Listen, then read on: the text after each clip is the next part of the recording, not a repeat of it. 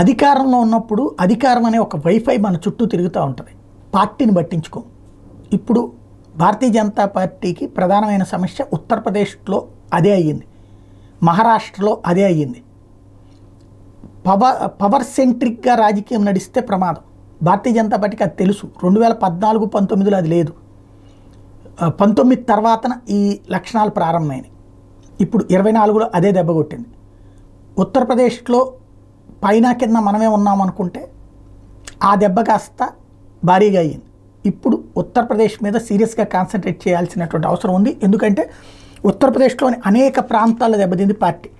యూపీలోని లోక్సభ సీట్లకు 6 ప్రాంతాలుగా వర్గీకరిస్తారు. పశ్చిమ యూపీ, పూర్వాంచల్, బుందేల్ఖండ్, అవధ్, బ్రాజ్, రోహిల్ఖండ్. పశ్చిమ ఉత్తరప్రదేశ్లోని 10 స్థానాల్లో 4 బీజేపీ గెలుచుకుంది. భాగస్వామి పక్షం 2 గెలిచింది.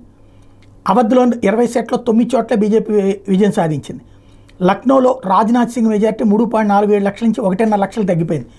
రోహిల్ఖండ్లోని 11 సీట్లలో 4 బీజేపీ విజయం సాధించింది. ఇక్కడ పోటీ చేసిన కేంద్ర మంత్రి అజయ్ మిశ్రా పరాజయం పాలయ్యారు. ఆయన కుమారుడు రైతుల ర్యాలీ మీదకి వాహనంతో దూసుకెళ్లి పలువురు మృతికి కారణమైతే అతనికే సీట్ ఇస్తే ఇప్పుడు దెబ్బతింది.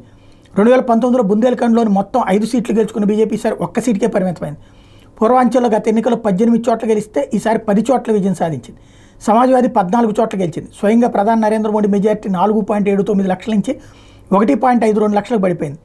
రామ్ మందిర్ నిర్మించిన అయోధ్య ఉన్న ఫైజాబాద్లో బీజేపీ ఓడిపోయింది.